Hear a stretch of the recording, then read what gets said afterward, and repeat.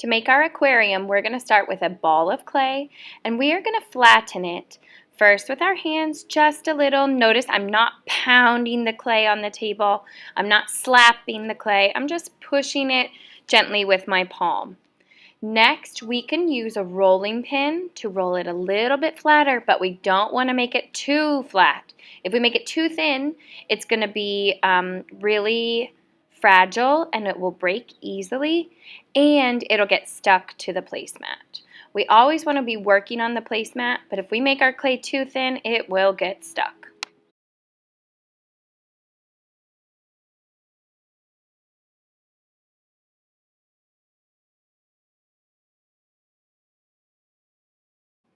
Okay, so this is about the thickness we want.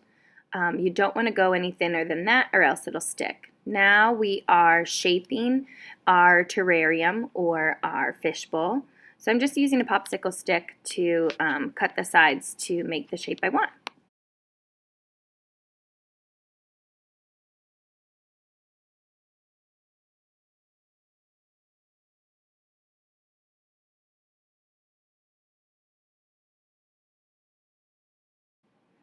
You can dip your finger in water to smooth the edges after you've cut the shape that you want.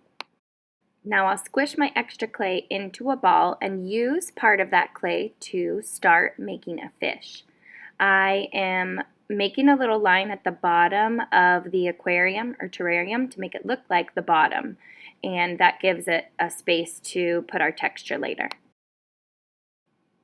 Now you can form whatever creatures you would like.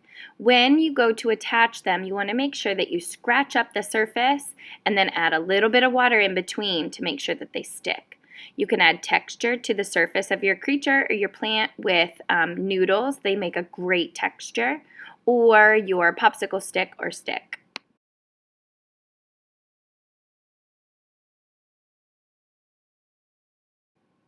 Okay, I'm going to add a few extra details to my little fish, an eye, a mouth, and some extra fins, and then I'll move on to my plant.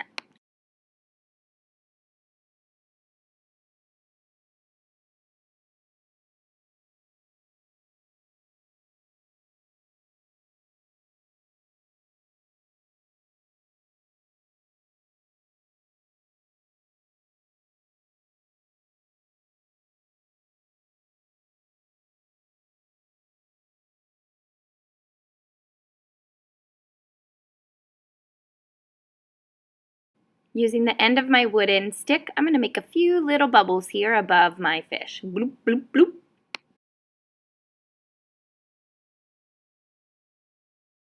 I'm going to roll a skinny coil, a little snake, and attach that at the top of the fishbowl or terrarium here to make it look like the top is nice and finished and you can see the top of it.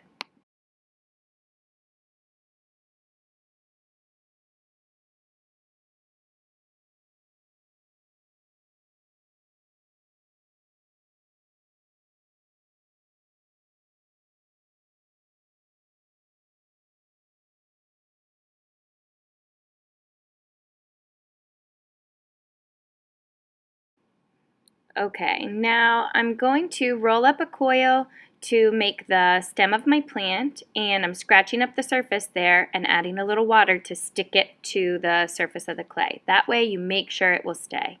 I'm going to make some extra little leaves and details there.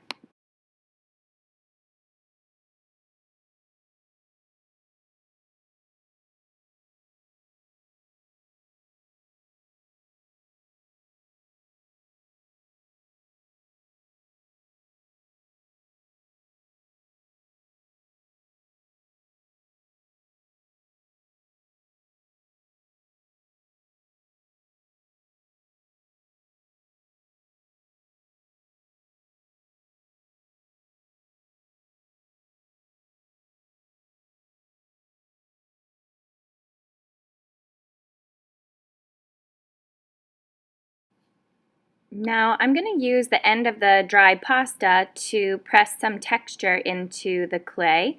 That makes it look kind of like gravel at the bottom.